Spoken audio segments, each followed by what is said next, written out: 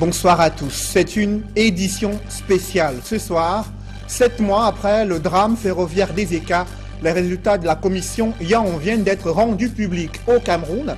Elle établit la responsabilité principale de Camrail, accusé de non-respect de certaines règles de sécurité et excès de vitesse, ayant conduit à la pire catastrophe ferroviaire que le Cameroun n'ait jamais connue le 21 octobre 2016. Entre les sanctions judiciaires exigées à l'encontre des responsables de ce drame, la promesse du déblocage d'1 milliard de francs CFA pour les victimes, l'audit de la concession du chemin de fer avec en perspective la création d'une société de gestion du chemin de fer au Cameroun.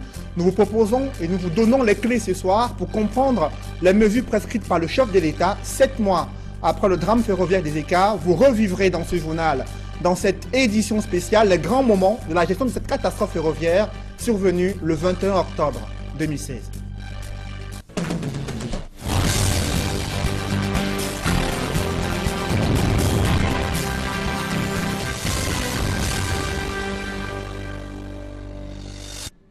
Merci de suivre cette édition spéciale d'information consacrée aux mesures gouvernementales prescrites 7 mois après le drame ferroviaire d'Ezeka. Jusqu'à ce matin, cette catastrophe ferroviaire survenue il y a 7 mois, mais aussi l'épineuse question d'indemnisation ont embarrassé le comité interministériel chargé du suivi des infrastructures ferroviaires au Cameroun, réuni pour sa 27e session à Yaoundé. Rien n'a filtré sur l'exposé de Camrail, même le ministre des Transports a évité le sujet qui fâche, au sujet justement de l'indemnisation de ces victimes de la catastrophe ferroviaire d'Ezeka. Il s'est contenté d'évoquer la réhabilitation de quelques infrastructures ferroviaires.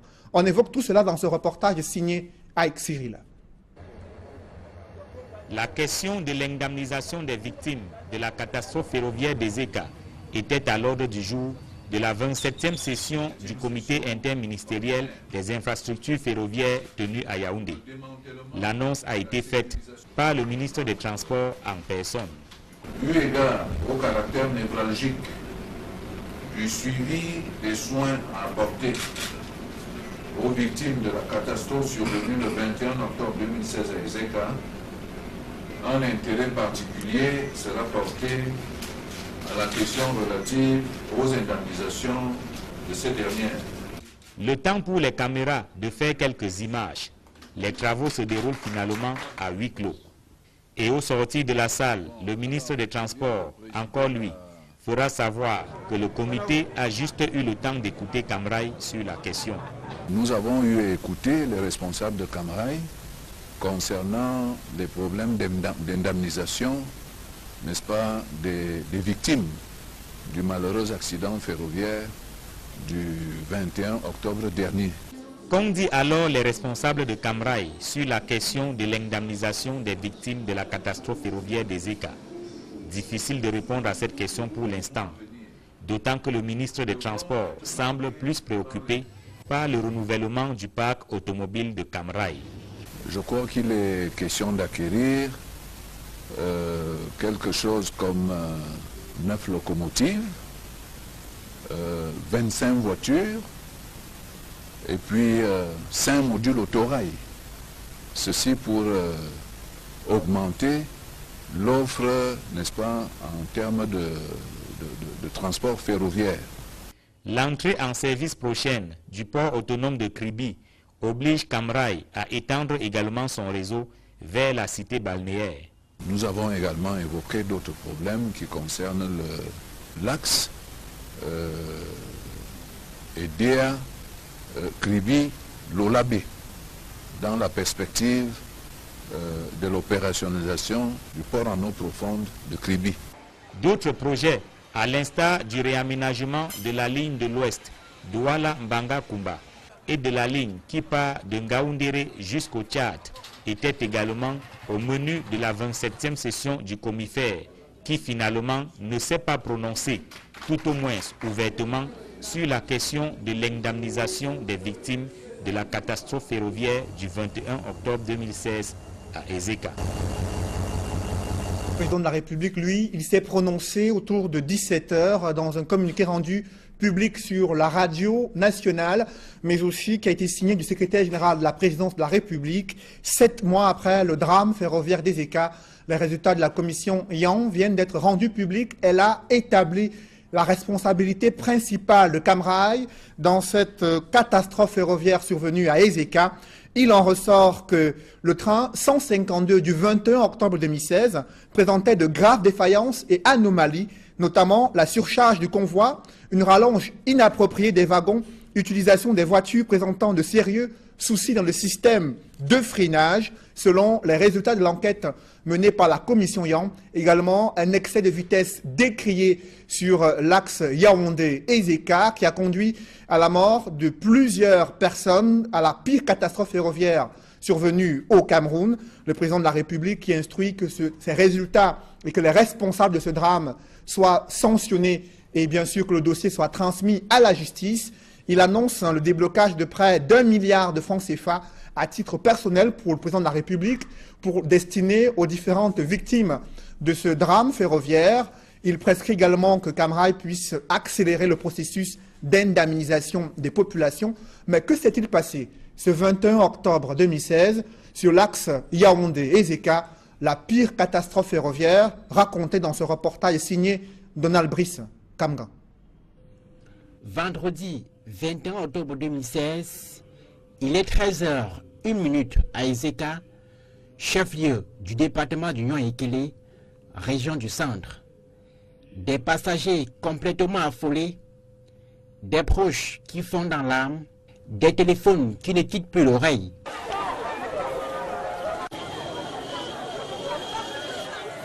À quelques encablures de la gare ferroviaire de cette localité, le train numéro 152 du concessionnaire du chemin de fer au Cameroun vient de dérailler.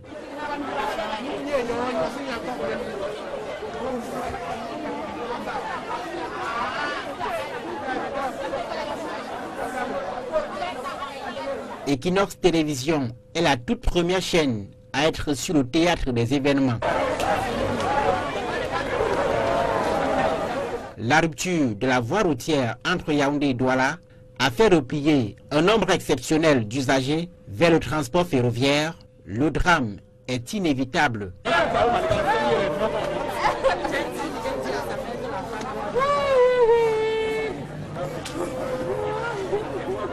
La question qui taraude les esprits, c'est celle de savoir combien de passagers en réalité étaient dans l'engin de la mort. 1000, 2000, les chiffres fusent. Mais ce dont on est certain, c'est que Camrail avait annexé une dizaine de wagons supplémentaires. La surcharge, selon des témoins, était à son comble, puisque bon nombre de passagers ont voyagé debout, apprend-on. Et les passagers étaient debout. À côté de moi, comme ça, il y avait au moins 8 personnes debout pour quitter Yaoundé. Le train était surchargé. Vous comprenez? Le train était totalement surchargé. Et au niveau de Bourmaloumé, là se trouvent les viaducs. Le train a commencé à freiner. Parce que c'est à cet endroit que nous étions tombés, je crois qu'il n'y aurait personne ici. Et depuis que nous sommes là, il y a un préfet dans la ville. Il n'est pas encore arrivé ici. C'est la deuxième fois que je tombe dans le train. La première fois, c'était en 2009. 941. Donc nous étions environ 1500 dans ce train. Dans ces wagons. Sans compter ceux qui n'ont pas payé. Et ceux qui n'ont pas payé étaient plus de 1000, étaient plus nombreux que ceux qui ont payé. Donc moi j'ai payé 3000, oui, on peut estimer à 3000. Les miraculés de la tragédie sont éparpillés à même le sol, certes fracturés de part et d'autre, mais surpris de se compter encore parmi les hommes d'ici-bas.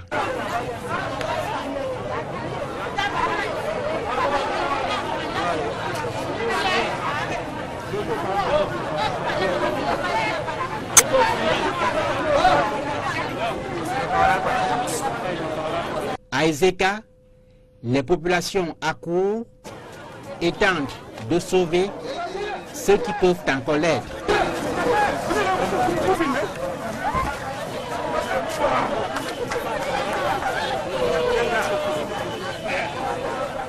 L'hôpital de district de la ville est saturé. Les blessés sont couchés à même le sol dans la cour de la formation hospitalière.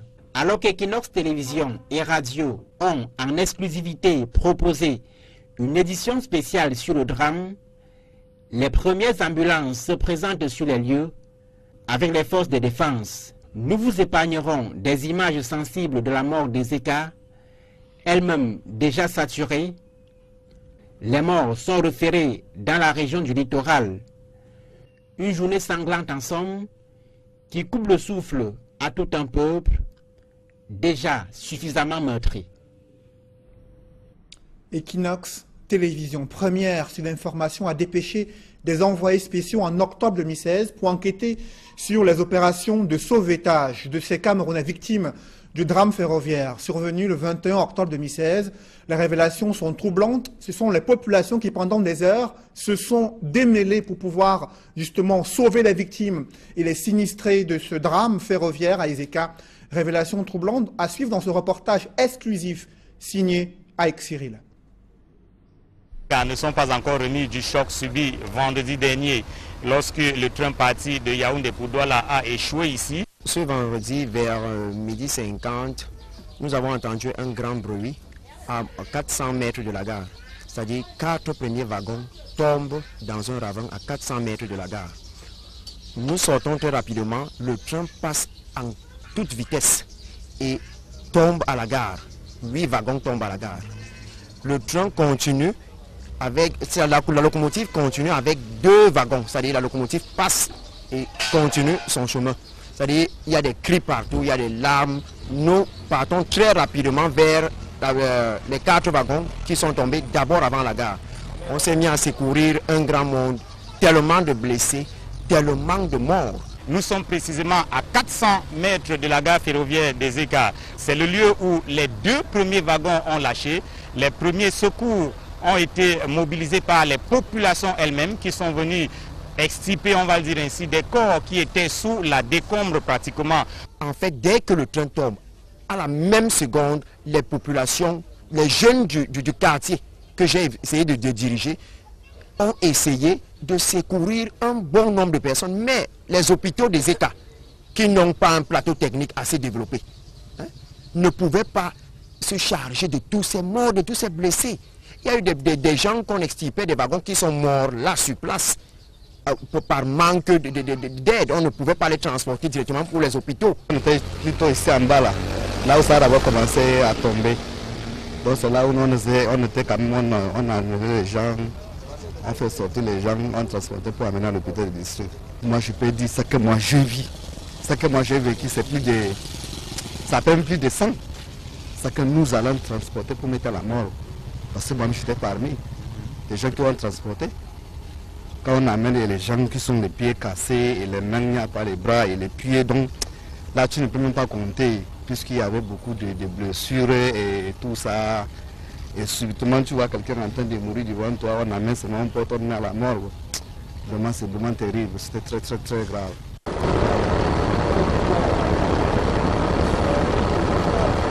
On ne pouvait pas, on a essayé d'emmener les populations s'organiser comme elles pouvaient, des motos-taximens qui transportaient des blessés vers les hôpitaux de la ville et ainsi de suite, les aides organisées. Ce sont les jeunes du quartier qui ont tout fait. Le bilan de cette catastrophe est bien plus lourd que ce qu'on imagine. Les premières personnes à arriver sur les lieux parlent de centaines de morts. Lorsqu'on affirme qu'il y a eu 50 morts, moi personnellement, on a extirpé des wagons, plus d'une cinquantaine de morts. Plus d'une cinquantaine, je peux dire environ 100 morts. Une centaine de morts. C'est-à-dire, il y avait des morts, des amputés, des bras cassés, qu'on a essayé de secourir ça et là. Au niveau de la gare, il y a eu au moins 11 wagons, mais il y avait 3 qui étaient au sol. Même jusque-là, il y a eu des morts, même des expatriés. Moi, j'ai transporté même des expatriés, des blancs. Au niveau des 4 premiers wagons qui sont tombés, donc, il y avait des morts qu'on ne pouvait pas compter, incomptables. Donc, on ne peut pas dire qu'il y a eu une cinquantaine de morts. Il y a plus de 100 morts. Et hier, on a extirpé 9 corps des wagons, au niveau des 4 wagons. Et ce matin, on parle plus d'une vingtaine de morts encore sous les décombres, là, actuellement. Mais depuis lors, les forces de l'ordre ont investi les lieux. Les populations qui ont apporté les premiers secours sont aujourd'hui tenues à distance. Les éléments du génie militaire, du bataillon d'intervention rapide, la gendarmerie nationale et les sapeurs-pompiers se déploient sur les lieux. Une fois que nous sommes arrivés, le plus important était de pouvoir extraire les corps qui étaient encore dans les wagons. Vous savez que lorsqu'il y a un accident comme celui-là, on a beaucoup de corps, beaucoup de wagons qui s'entremêlent et c'est assez difficile. Et la difficulté encore, c'est qu'il faudrait les extraire tout en n'endommageant pas les différents corps. Donc on essaye de les préserver. C'est ce qui fait qu'on essaie d'aller de la manière la plus minutieuse possible. Le génie militaire qui est arrivé sur les lieux s'emploie dans un premier temps à extirper les corps et dans un deuxième temps à lever les wagons. Vous avez vu sur le site, il y a un grand déploiement d'équipements. Nous avons un grand déploiement des grues, des pelles chargeuses, des pelles excavatrices, de bulles et de personnel. Hier, nous en avons extrait sorti 7 des décombres et là, ce matin, nous avons sorti 5. Et nous sommes certains que d'ici 17h, 18h aujourd'hui, nous aurons terminé l'opération. Les membres du gouvernement et notamment le ministre de l'administration territoriale et de la décentralisation se mobilisent également. Le balai a commencé ici à Ezeka. René Emmanuel Sadi est venu apporter son réconfort aux populations touchées par ce choc. Pour que les Camerounais, comme un seul homme, au-delà des commentaires tendancieux, puissent faire face à cette situation qui nous concerne tous, qui nous affecte tous. Et je pense qu'il était bon de venir, de se rendre compte. Et tout à l'heure, je ferai le point avec l'ensemble de mes collaborateurs. Les populations d'Ezeka, depuis vendredi dernier, ont perdu le sommeil. C'est la première fois qu'une telle catastrophe se passe dans cette localité. C'est un spectacle désolant parce que depuis plus de 50 ans, on n'a pas encore vécu ça avec. Avant même... Ezeka et les populations du Cameroun tout entier continuent de porter le deuil depuis vendredi dernier. Les secours n'ont pas cessé. Les éléments du génie militaire sont sur place et organisent la manœuvre. C'est un véritable drame qu'ont vécu les populations d'Ezeka, un drame qu'elles ne sont pas si près d'oublier. Depuis la ville d'Ezeka, Élisée Borba, Aïk Cyril, Equinox. 7 mois après ce drame ferroviaire, les résultats de la commission Yon viennent d'être rendus publics. Après l'enquête menée par les membres du gouvernement, l'on note que la responsabilité principale de ce drame ferroviaire est attribuée à Cam Rail, accusé de non-respect de certaines règles de sécurité et excès de vitesse, ayant conduit à cette pire catastrophe ferroviaire que le Cameroun n'ait jamais connue. Le chef de l'État qui exige des sanctions judiciaires à l'encontre des responsables de ce drame ferroviaire. Et juste après l'enquête que nous avons menée en octobre 2016, le gouvernement a réagi dans un premier temps, le ministre de la Communication, Issa Chiroma Bakari, qui fait le point sur les premières interventions des acteurs, des autorités notamment, mais aussi des forces de défense pour porter secours aux victimes de cette catastrophe ferroviaire survenue le 21 octobre 2016. Je vous propose d'écouter le ministre de la Communication. Il s'exprimait ainsi en octobre 2016 sur la chaîne de télévision publique. Mesdames et messieurs, suite aux 2 incidents qui se sont produits, l'un sur la route nationale numéro 3, communément appelée Axe lourd Yaoundé-Douala, et l'autre sur la voie ferrée reliant ces 2 villes, le gouvernement porte à la connaissance de la population, de l'opinion nationale et internationale, ce qui suit. À la suite des pluies diluviennes survenues dans la nuit du 20 au 21 octobre 2016, une buse s'est effondrée sur la route nationale numéro 3 au lieu dit Matombe, provoquant une interruption de la circulation. L'on ne déplore heureusement aucune perte en vie humaine ni de blessés. Le gouvernement a dépêché ce matin une équipe sur le terrain et des travaux d'urgence sont en train d'être menés pour un rétablissement rapide de la circulation sur l'axe lourd. Les informations sur l'évolution de la situation seront données au fur et à mesure. S'agissant du second incident, un déraillement s'est produit en mi-journée sur la voie ferrée reliant les villes de Yaoundé et de Douala, causant des morts et des blessés. Le président de la République, qui suit la situation de près, a donné des instructions appropriées au Premier ministre chef du gouvernement pour tenir une réunion de crise à ce sujet. À la suite de celle-ci, une délégation interministérielle composée du ministre de la Santé, du ministre des Transports, du ministre délégué auprès du ministre de l'Administration territoriale et de la décentralisation et du secrétaire d'État chargé de la gendarmerie nationale a été dépêché sur le terrain à l'effet d'évaluer la situation sur place.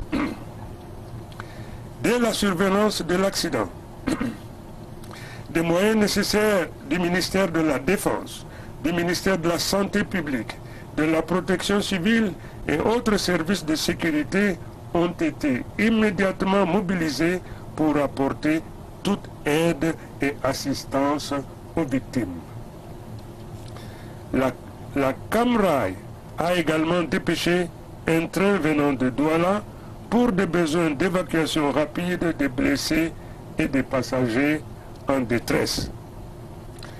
En ces moments difficiles pour la nation, le président de la République adresse ses condoléances les plus attristées aux familles ainsi éprouvées et souhaite un prompt rétablissement aux blessés.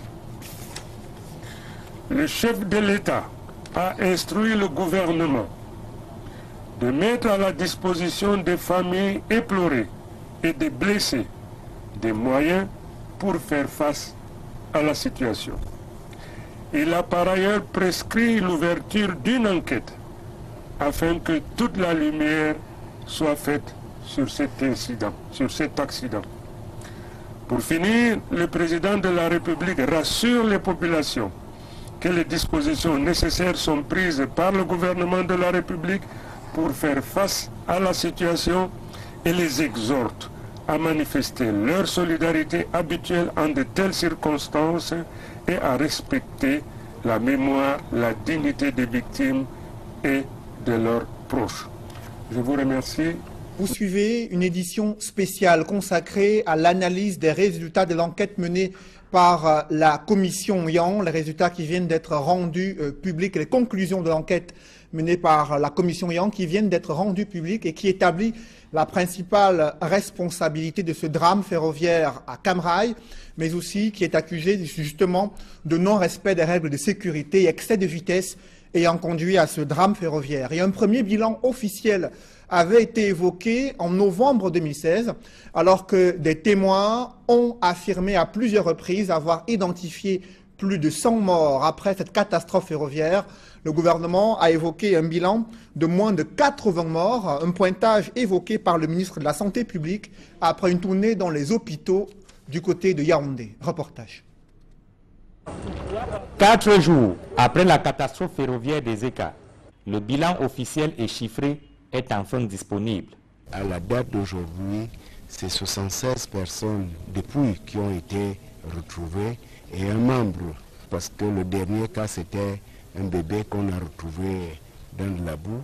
Mais je pense que le beau et grand travail fait par le génie militaire, les sapeurs-pompiers, devrait peut-être exclure que nous ayons d'autres découvertes.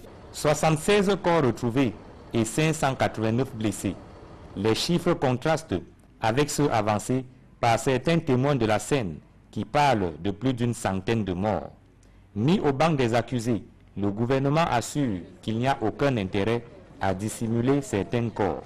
On peut cacher tout, sauf un mort, et surtout sauf plusieurs morts. Donc je pense que nous devons être tous responsables quand on parle de décès. On n'a aucun intérêt à cacher des décès.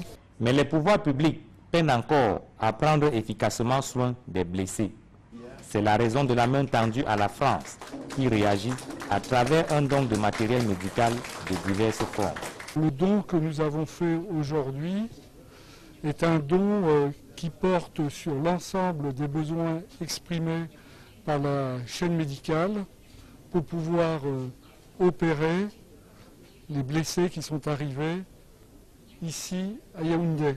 Donc il y a à la fois des kits orthopédiques, des kits de première urgence, des médicaments, des antidouleurs, du matériel antiseptique. Enfin, nous avons pris en compte dans un dialogue approfondi avec les autorités sanitaires tous les besoins urgents.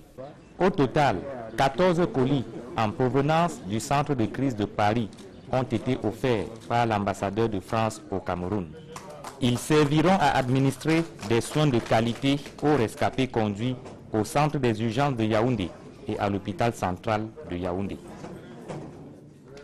Une journée de deuil national avait été décrétée le 24 octobre 2016 en mémoire des victimes de cette catastrophe ferroviaire des ECA.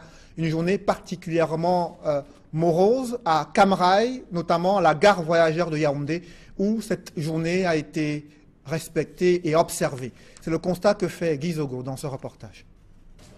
C'était le temps du recueillement ce jour à la Cam Rai, à la faveur de la journée de deuil national, décrétée appel au drame des ECA. À la mi-journée, une minute de silence a été observée à l'esplanade de la gare ferroviaire de Yaoundé par l'ensemble du personnel de cette entreprise. Il faut placer cette cérémonie sous le seuil de la douleur, de la solidarité et du ressenti extrêmement profond que nous avons en chacun de nous. Toutes les personnes qui croient au rail et toutes les personnes qui aiment le Cameroun se sentent touchées très profondément par cet accident terrible qui s'est produit. Et en ma personne, c'est bien sûr l'ensemble de la société Cam Rai et aussi l'ensemble du groupe Bolloré qui exprime sa solidarité sans faille devant cet événement. Par ailleurs, les responsables du groupe ont pris part aux célébrations œcuméniques à Ezeka, Douala et Yaoundé. Pendant ce temps, les familles des victimes du déraillement et les usagers continuent à rechercher des informations sur leurs proches et d'autres préoccupations. Pour répondre à leurs sollicitations, un bureau d'information a été ouvert. Mais il existe aussi des numéros verts, dont le 699 11 44 44 pour Douala et le 699 11 33 33 pour Yaoundé. Une assistance renforcée par les cellules psychologiques qui sont à pied d'œuvre. En outre, des équipes médicales ont entrepris des tournées dans les hôpitaux de Yaoundé et Douala pour assurer le ravitaillement et prendre en compte les doléances des accidentés. Quelle est cette commission d'enquête qui a travaillé durant plusieurs mois pour établir les responsabilités mais aussi les causes de ce drame ferroviaire? Je vous propose de les découvrir en images. Le chef de l'État a confié cette mission au Premier ministre Philémon Yan et membre de la commission. Vous le voyez en image, Laurent Esso, ministre de la Justice, également le ministre délégué à la présidence de la République chargé du contrôle supérieur de l'État, mais aussi le ministre de l'administration territoriale, le secrétaire d'État à la gendarmerie et le délégué général de la Sûreté nationale, avec comme rapporteur Paul Atangadi, rapporteur de cette commission d'enquête mise en place par le président de la République. Et jusqu'en décembre 2016, cette commission n'avait pas encore rendu public les résultats de son enquête. Le chef de l'État, dans son adresse aux Camerounais le 31 décembre 2016, avait laissé entendre qu'il faudrait encore approfondir davantage cette enquête afin de livrer et d'en tirer toutes les conclusions. Une sortie qui avait suscité quelques réactions de la part des avocats qui se sont constitués pour soutenir et assister de façon juridique les victimes de ce drame ferroviaire. Reportage Sylvestre Hippolyte Zangaou.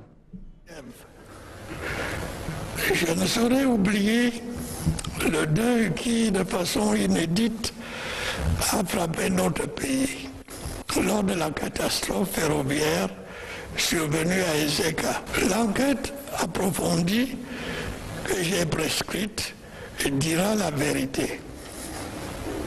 J'en tirerai les conséquences. Je m'y suis engagé. Que Paul Biya évoque le drame ferroviaire des ECA et surtout l'enquête prescrite en ces termes est totalement insatisfaisant, pensent les avocats réunis au sein du collectif Fro Vokeng Tugwa pour défendre les droits des victimes et de leurs familles. Moi, je n'ai pas l'impression que c'est satisfaisant parce que j'ai l'information que le rapport était remis à la présidence de la République, conformément au terme de décret. Donc, il a ses rapports, mais en ce qui nous concerne, nous n'attendons rien de ces rapports parce que nous connaissons un transporteur. Il y a eu des Camerounais qui sont morts, Camerounais qui sont blessés, Camerounais disparus, qu'on ne retrouve pas le corps jusqu'à aujourd'hui. Cependant, d'autres avocats, dont Maître Irène Tetmen, soutiennent qu'aucune loi ne contraignant le chef de l'État à rendre public le rapport de l'enquête qu'il a prescrite, et il peut user du temps qu'il trouve nécessaire pour prendre les mesures appropriées. Le rapport de la commission n'a qu'un aspect politique. Donc, il ne faudrait pas lier la situation de l'indemnisation au manquement du rapport de la commission. Le collectif des avocats Fro Vokeng Tugwa pense que la douleur due à ce drame est toujours forte pour les victimes ainsi que leurs familles. Pour que le dossier traîne, ces avocats, en plus de la justice française, ont donc décidé de saisir également la classe politique française. Et il y a encore les douleurs. À quand ils vont déclarer la fin de ces cours pour nous permettre de quoi faire avec les disparus? Nous avons un grand confrère qui a perdu sa femme. Jusqu'à aujourd'hui, on ne trouve pas le corps. On a écrit là, aucune réponse. Le parquet de Cameroun et l'enquête déjà ouverte, ça nous a donné l'opportunité de saisir le parquet de Paris. Rappelons que c'est le 21 octobre 2016 que le train 152, transportant des centaines de passagers de Yaoundé pour Douala, a déraillé à la gare ferroviaire des ECA.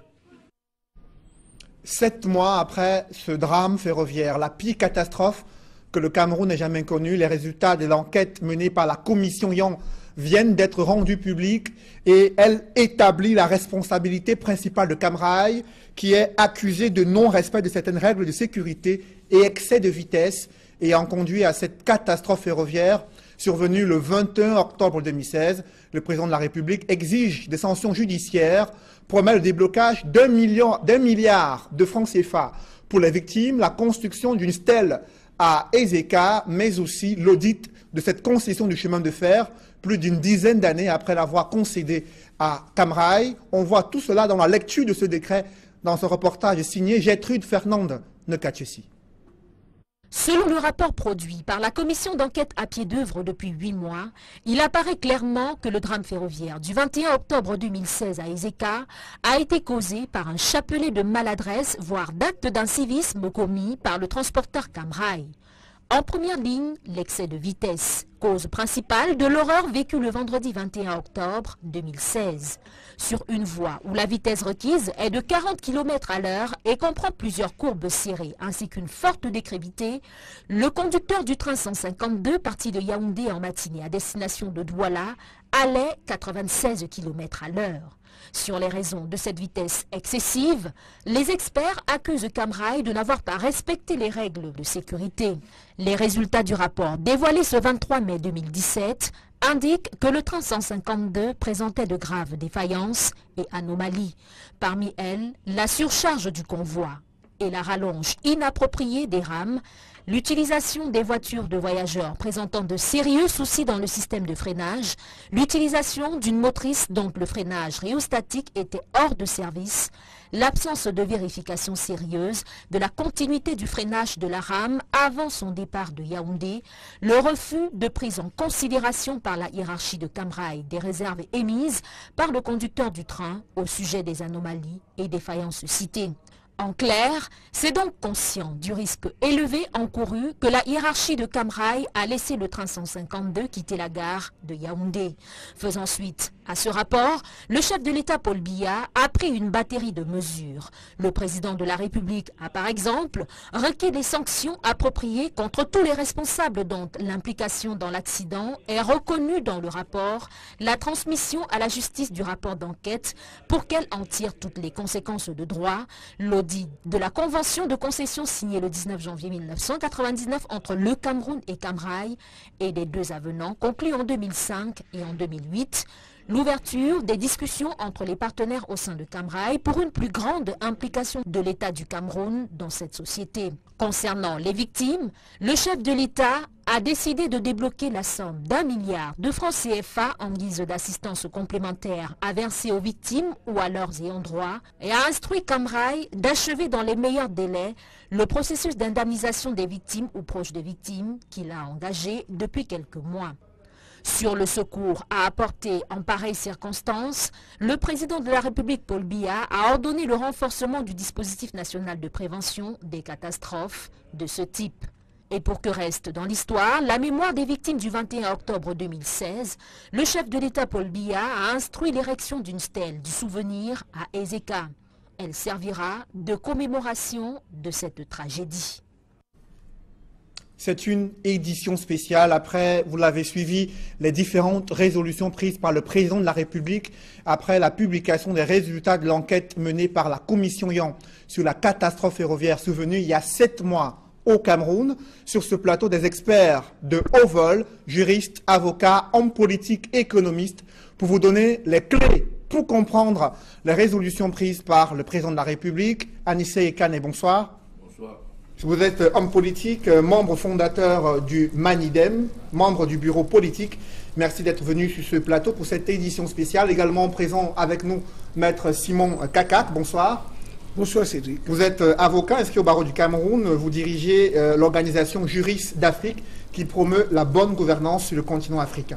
D'abord, maître Anissé Ekane, sur cette sortie du président de la République, 7 mois après le drame ferroviaire d'Ezeka, il rend public les résultats de l'enquête menée par le Premier ministre et confirmation de la responsabilité principale du transporteur ferroviaire dans ce drame survenu il y a 7 mois. Comment vous réagissez?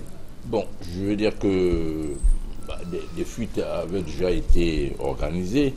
On connaissait d'une manière assez précise les résultats de cette enquête.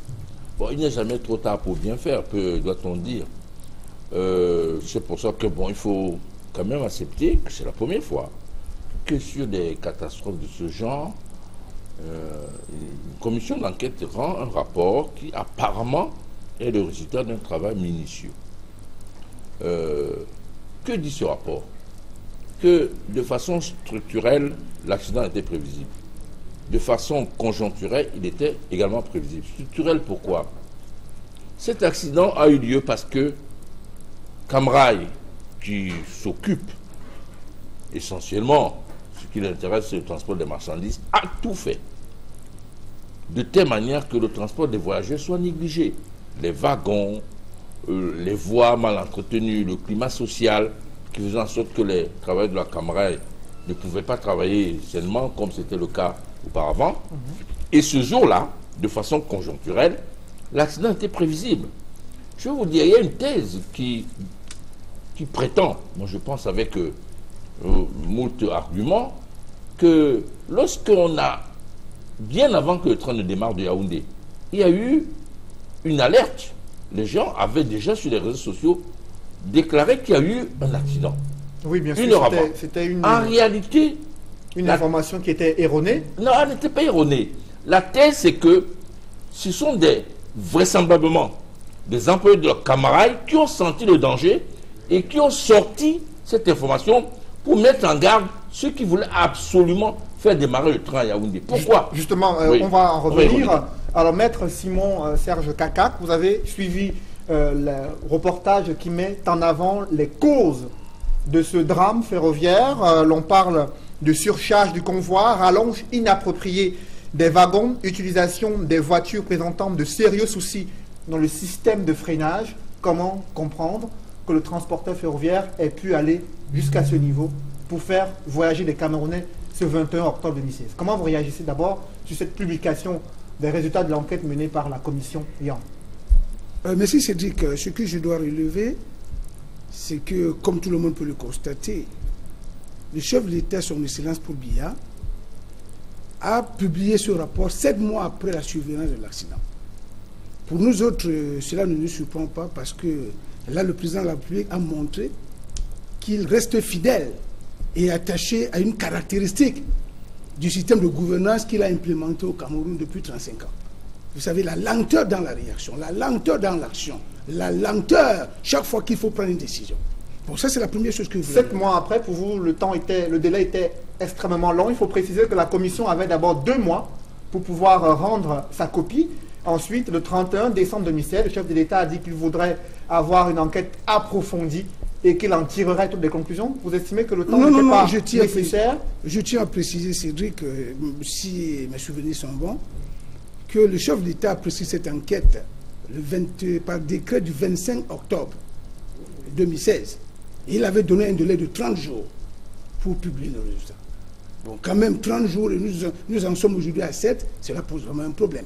Bon, ça c'est une parenthèse. Et comme le disait tout à l'heure Anissé, je dois quand même reconnaître que pour une fois, les Camerounais ont, j'allais dire, le rapport d'une commission d'enquête. Parce que plusieurs commissions ont été, comment dirais-je, ordonnées ici, mais malheureusement, on n'a jamais eu de résultat.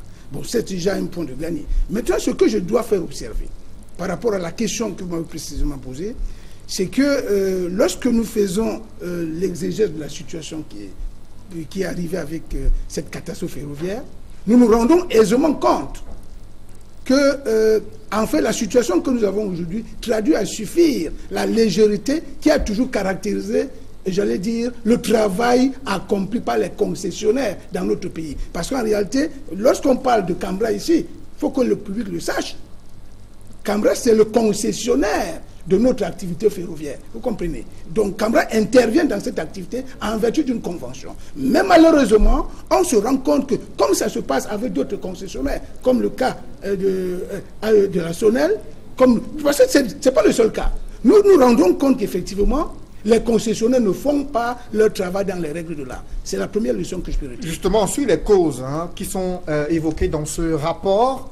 Lorsqu'on parle d'anomalies avec une surcharge de convois, avec des trains, des wagons défectueux, des voitures dont le système de freinage était défectueux, et du fait que le transporteur ferroviaire n'ait pas pris en compte les appréhensions et les réticences du chauffeur avant de quitter la gare voyageur de Yaoundé. Comment vous analysez cette attitude? Et de quel cadre technique? Non, mais il y a un problème de fond. Il faut noter à première vue que le conducteur de ce train 152 a exigé la signature par sa hiérarchie de ce qu'on appelle dans le jargon ferroviaire un bulletin d'ordre. C'est-à-dire un document qui le protégeait. Parce qu'effectivement, il avait émis des réserves sur les conditions techniques et sécuritaires de ce voyage. C'est la première chose. Mais pourquoi la hiérarchie a insisté? Tout simplement parce que, comme je le disais tantôt, quand ces gens viennent au Cameroun, dans la posture de concessionnaire, ce qui les intéresse, c'est les gains qu'ils vont engranger. Ce n'est pas la sécurité, ce n'est pas le bien-être des Camerounais. C'est ce que je voulais relever. Justement, Anissé et Kane, sur cette épineuse question de la prise en compte des conditions de sécurité pour effectuer le voyage Douala-Yaoundé, il faut noter quand même que ce train 152 effectuait des voyages depuis plusieurs années déjà et que ce drame n'était pas encore survenu. Ben moi, je prenais Quand on se limite à la responsabilité principale de Cambrai, qu'est-ce que ça sous-entend? Non, je veux dire, moi je prenais régulièrement le train, donc je sais de quoi je parle.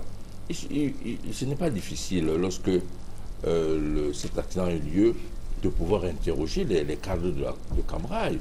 En aparté, ils vous racontent des choses extraordinaires. Ce qui intéresse Bolloré et Cambrai, c'est le transport des marchandises. Point très. Et ce sont les transports, ce sont les trains marchandises qui détériorent cette voie parce qu'ils sont beaucoup plus lourds. Et il n'y a pas de confort pour les trains marchandises. Ils roulent, ils peuvent rouler sur des voies un peu plus défectueuses que les voyageurs. Mais quand vous êtes dans le train, vous vous rendez bien compte que cette voie a des problèmes. Donc, de façon structurelle, cet accident était prévisible. Il devait tôt ou tard arriver, compte tenu de la vétusté du matériel, du non-entretien de la voie, du mauvais climat social qui règne à Cambrai et qui ne permet pas aux employés de la Cambrai de travailler correctement. Donc il y avait tout un ensemble de trucs de base qui montraient que tôt ou tard, la catastrophe va arriver. Et ce jour-là, voyez-vous, si Cambrai avait acheté un peu plus de wagons, on aurait pu faire 2 trains. On n'aurait pas fait un train dangereux en le surchargeant. On aurait pu avoir une deuxième locomotive, comme ça se fait ailleurs. Lorsqu'il y a un surplus de voyageurs, on fait des trains supplémentaires. Mais comme Cambrai, justement, sur la question des responsabilités, il faut préciser qu'il y a eu un autre incident qui est survenu un peu plus tôt dans la matinée, qui a coupé l'axe Douala-Yaoundé en deux. L'enquête menée par la commission Yang se limite à une responsabilité principale de Cam Rai. Pour vous, y a-t-il d'autres facteurs qui auraient dû être pris en compte et dévoilés au public? Mais vous savez, il peut arriver qu'il y ait un accident de la route qui puisse couper la route. Ce n'est pas nécessairement l'effondrement de la route. Et s'il y a un grand accident sur l'Arcelot, la circulation est également arrêtée. Donc, de toutes les manières, rien n'obligeait Cam Rai à faire un train surchargé. Rien du tout.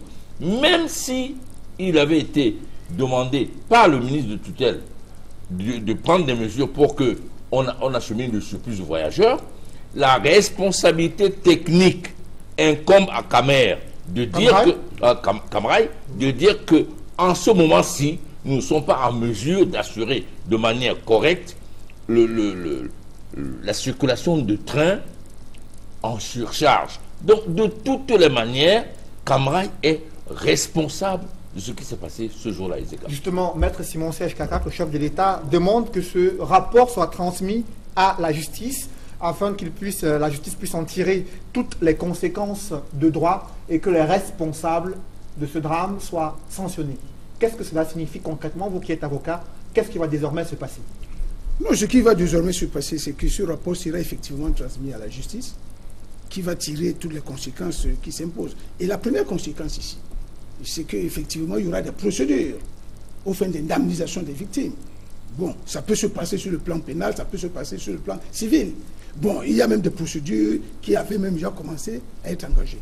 Donc les victimes, ou alors les ayants droit, parce qu'en réalité, il faut reconnaître qu'il y a beaucoup de victimes qui sont décédées.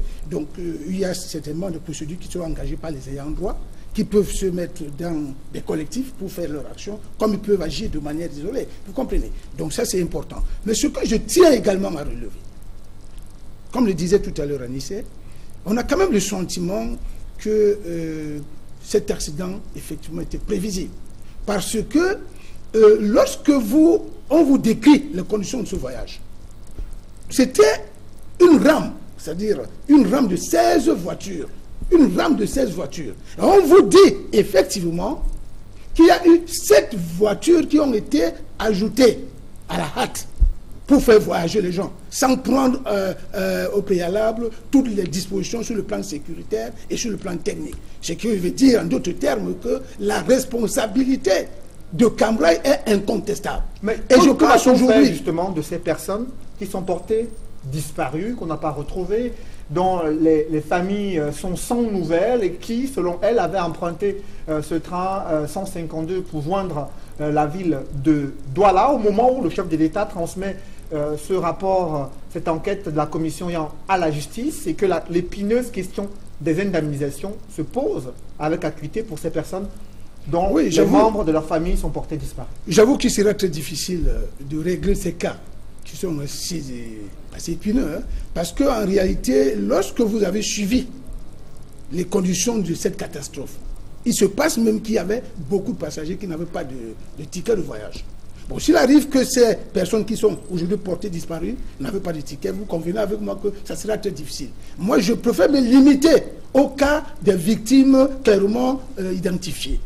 Bon, pour cela, les données seront très très faciles. Et là, je pense que le rapport qui vient d'être publié va aider les conseils, les avocats qui seront constitués pour la défense des intérêts de ces victimes, d'assurer la défense de ces victimes dans les règles de l'art. Justement, Maître Simon Serge Kakak, Anissé Kané, sur la question des indemnisations. Il y a un cri qui émane de la part des nombreuses familles qui ont vu leurs proches être portés disparus alors qu'ils avaient emprunté ce train 152 et aujourd'hui ils sont sans nouvelles. Et sur le plan juridique, Maître Simon Serge Kakak le relevait, ce sera très compliqué. Mais le chef de l'État, lui, annonce du moins le déblocage d'1 milliard de francs CFA comme contribution, entre guillemets, par rapport à l'indemnisation de ces victimes. Comment vous réagissez face à ce geste du président de la République? Oui, bon, je veux dire que ça va être difficile, mais rien n'est impossible lorsque on doit calmer la douleur des gens, parce que je ne crois pas qu'une famille peut déclarer son membre disparu, alors que moi je connais par exemple, une dame qui a disparu, le chef de mon village qui a perdu une de ses une de ses sœurs, qui avait pris le train, elle a appelé que, bon, j'ai pris le train, je dois arriver à Douala et qui n'est pas arrivé. Donc je veux dire que c'est possible. Et c'est du ressort de l'État de régler ce genre de problème. Ce n'est pas uniquement la justice qui rend justice aux gens. L'État est là aussi pour rendre justice aux gens. Je veux dire que ça a trop traîné. Par exemple, tout au début, juste après la catastrophe, il paraît que Camara avait distribué quelques centaines de milliers de francs ou de millions de francs aux gens pour qu'ils enterrent, qu'ils s'occupent rapidement des obsèques de leur famille, de membres de famille, et que par la suite, ça a été très difficile de vérifier avec précision si les frais d'hospitalisation et de soins avaient été totalement pris en charge par la Camara. Le président de la République vient maintenant en soutien, il annonce 1 milliard de francs CFA pour soutenir les victimes. Vous voyez, ce qui est grave dans cette affaire, c'est que ce rapport met nettement en évidence la responsabilité pratiquement totale de Camara. Mais rappelez-vous, quelques jours auparavant, le responsable du groupe Bolloré avait déclaré que l'accident vient du fait que le chauffeur s'était mal comporté et qu'il s'est mis à accélérer le train alors qu'il ne devait pas le faire. Alors que l'accélération de ce train vient de la défection des systèmes de freinage.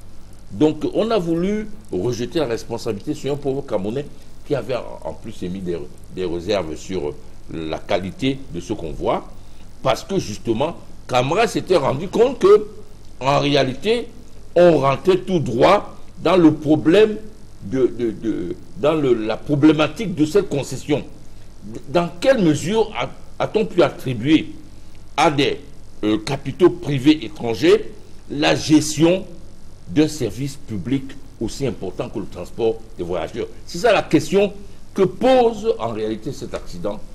C'est vrai pour Camara. Justement, le chef de l'État a justement demandé l'audit de la concession du chemin de fer. Est-ce que c'est une bonne initiative? Il était temps? Fallait-il attendre cette catastrophe pour en arriver à cet audit? Vous voyez, dans notre déclaration, on va dire combien faut-il encore de cadavres pour qu'on se pose la même question pour Eneo et consorts. Je voudrais dire que le chef de l'État, c'est bien, c'est un début, mais il faut aller plus loin. Pourquoi? Parce que le service public dans les pays qui nous poussent à la privatisation est assuré par les sociétés nationales. Lorsqu'on doit toucher à 1% du capital DDC en France, les syndicats sont dans la rue. Mais on pousse les pays africains à tout nationaliser, à brader tout ce qu'il y a comme service public. D'autant plus que même les dispositions actuelles, qui ne sont pas terribles pour notre pays, permettent que l'État ait un droit de regard sur la gestion de ces entreprises. Mais il n'y en a aucun. Aujourd'hui, le rapport donne l'impression que depuis qu'on a donné cette concession en Camara, personne n'allait voir ce qui s'y passe. On découvre que c'est pas entretenu, les wagons sont de mauvaise qualité, etc. Moi, en 83, quand je rentre au Cameroun, il y avait un Intercity en Douala-Yaoundé. 3 heures. Wagon-restaurant climatisé. En 2016, on a régressé. On est à 3h40 avec des wagons en piteux état. Merci Anissé Kané. Je précise qu'à votre suite, il y a le docteur Georges Edimou Mongoré qui viendra sur ce plateau pour évoquer cette question des concessions du chemin de fer accordées à un opérateur privé. Sur la question, justement, maître Simon-Serge Kakac, le gouvernement camerounais a attendu la catastrophe ferroviaire pour demander l'audit d'une concession du chemin de fer, alors qu'il y a des commissions interministérielles mises en place chargées du suivi des infrastructures ferroviaires qui se réunissent au moins une fois par an et depuis de nombreuses années, elles n'ont vu rien venir. Comment expliquer cela? Non, franchement, je pense de mon point de vue que cette mesure concernant l'audit de la construction du chemin de fer au Cameroun est une mesure sans objet. Parce que tout le monde sait au Cameroun que dans ces contrats de concession, les concessionnaires n'ont jamais respecté leur cahier de charges au Cameroun. Quelles sont les preuves que vous avez pour justifier le fait que l'opérateur privé n'ait pas respecté son cahier de charges? Écoutez, moi je suis un enfant des chemins de fer. Ça je le dis très honnêtement. Je suis un enfant des ECA, où j'ai passé plus de 10 ans de ma jeunesse. Je sais de quoi je parle. Les chemins de fer ne sont pas entretenus au Cameroun. Ça, faut le savoir. Or, c'est une, comment dirais-je, c'est une, cette condition ou alors cette charge incombe au concessionnaire qui n'entretient pas le chemin de fer. Tout à l'heure, c'est Anissé qui le disait, tout le monde s'y le sait. Les voitures qui constituaient cette rame étaient pour la plupart défectueuses sur le plan de leur système de freinage. Mais, mais il y a eu des commissions interministérielles chargées du suivi des infrastructures ferroviaires. Non, mais c'est pour dire qu'elles faisaient durant ces nombreuses années pour ne pas constater je suis convaincu du chemin de fer au Cameroun. Je suis convaincu à plus d'un titre que ces commissions en sont arrivées à comprendre que ces concessions ne valaient pas la peine pour le Cameroun. Justement. Et qu'aujourd'hui, l'heure est arrivée, le temps est arrivé pour qu'on essaie de revenir sur ces conventions de concession. Docteur Edimo Mongori, bonsoir. Bonsoir. Vous êtes économiste, enseignant dans les universités au Nigeria, mais aussi en Allemagne. Sur cette concession du chemin de fer, quelle est votre analyse? Quel est le problème qui se pose avec la privatisation de la gestion du chemin de fer au Cameroun? Ben, écoutez, je pense que la concession est le véritable problème. Le reste, les accidents surviennent parce qu'on n'a pas pris les dispositions qu'il faut prendre pour commencer ce genre de transport. En fait, il y a des best practices, il y a des normes, il y a plein de choses. Imaginez-vous qu'aujourd'hui, les trains roulent à 200 à l'heure, 300 à l'heure, et qu'on continue à utiliser des trains qui vont à 40 à l'heure et qui, à certains moments, quand ils vont à 90 à l'heure, il y a des problèmes. En fait, le véritable problème est qu'on n'a pas tenu compte du fait que le secteur doit être modernisé. On ne peut pas donner une concession à une entreprise qui ne peut pas mettre suffisamment de locomotives à la disposition des usagers, qui ne peut pas entretenir, réhabiliter à nouveau. Mais lorsque le Cameroun cède la régie Fercam à l'opérateur privé, il est question justement de moderniser le chemin de fer au Cameroun et d'améliorer les conditions de voyage, de transport voyageurs, mais aussi le transport marchandises. Avez-vous le sentiment qu'une quinzaine d'années après, le Cameroun ait justement vu son chemin de fer se moderniser et le transport des voyageurs, le transport marchandises, véritablement s'améliorer? Non, il n'y a rien qui s'est amélioré, mais regardez un peu à côté de nous, parce qu'il faut regarder ces trucs, ces questions de manière comparative.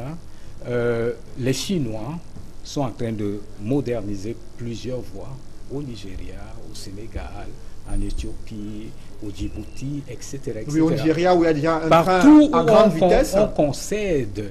On concède l'entretien et la gestion d'un réseau ferroviaire.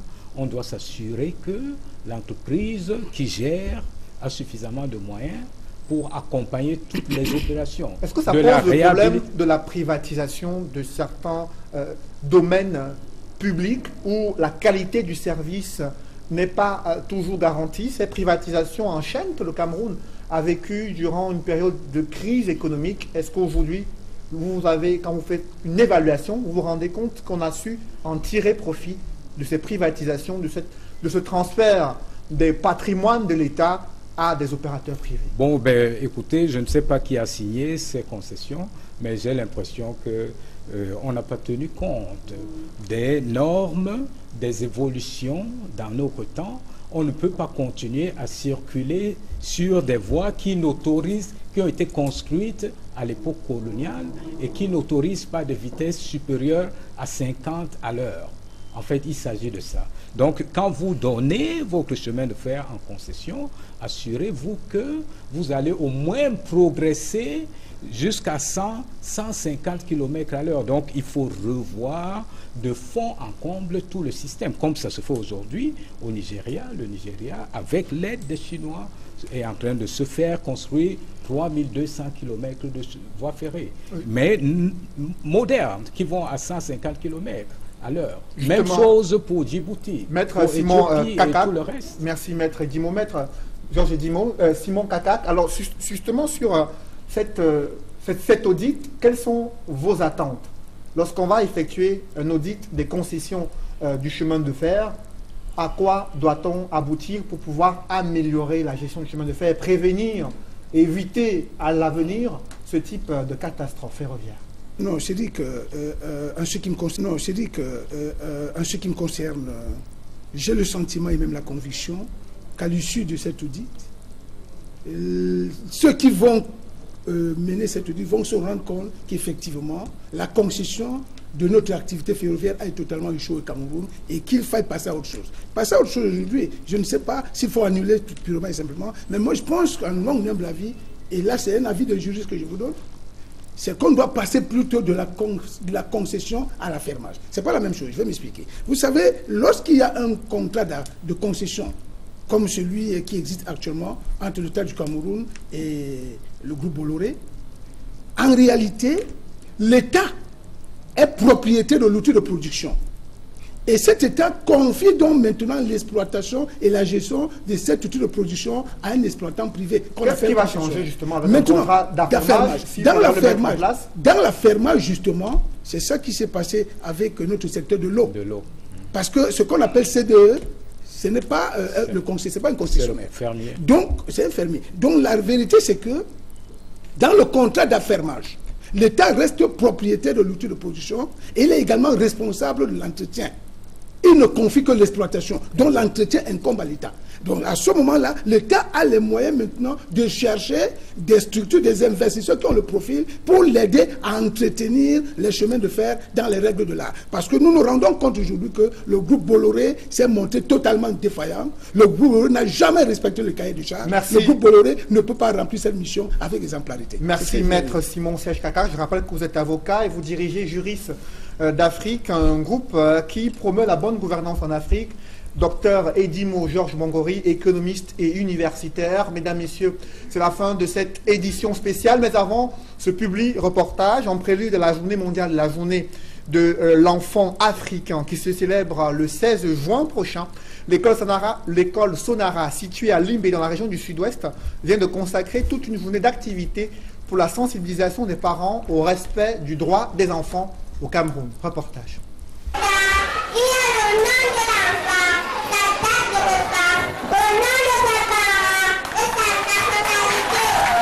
Des tout petits, mieux édifiés sur leurs droits et devoirs, voilà l'objectif que l'on s'est fixé à l'école Sonara en organisant récemment une série d'activités en prélude à la journée mondiale de l'enfant africain. Donc aujourd'hui, nous avons voulu célébrer à l'école Sonara la journée de l'enfant africain pour avoir une opportunité avec les élèves de leur faire travailler et comprendre que les enfants de par le monde ont des droits et des devoirs qui doivent être respectés. Demain, ces enfants seront peut-être les futurs dirigeants du Cameroun et il est important que dès le plus jeune âge, ils puissent comprendre les enjeux du respect des droits de l'enfant. Toute une journée donc consacrée à la sensibilisation de ces tout petits élèves, mais également des parents invités à prendre part à ces activités. Sketch, chants et autres mouvements d'ensemble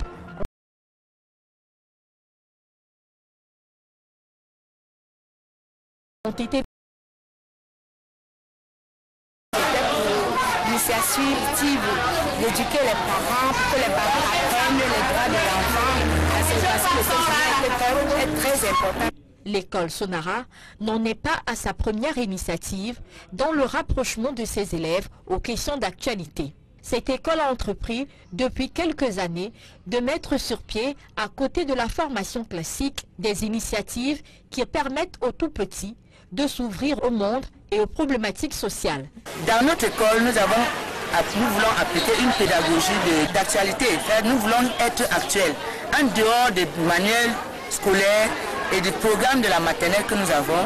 Nous choisissons chaque année un thème sur l'enseignement, sur les activités dans le monde et nous travaillons dessus. C'est pour ça que l'année passée, nous avons travaillé avec les enfants, les orphelins des écoles de la ville. Nous avons travaillé sur la fête des mères. Cette année, nous avons pensé qu'il n'y a pas que des orphelins, il y a aussi d'autres enfants.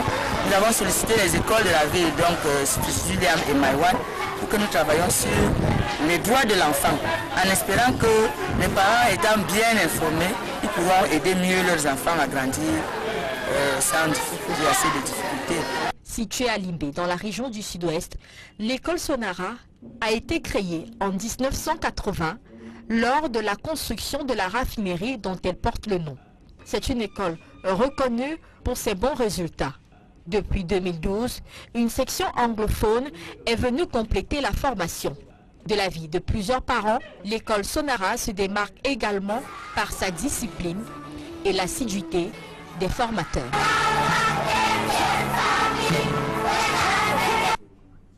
Mesdames, Messieurs, c'est la fin de cette édition spéciale d'information sur Equinox Télévision. Merci de l'avoir suivi. Ne manquez pas votre rendez-vous ce soir, Parole de femmes, présenté par Julingue Nyondé.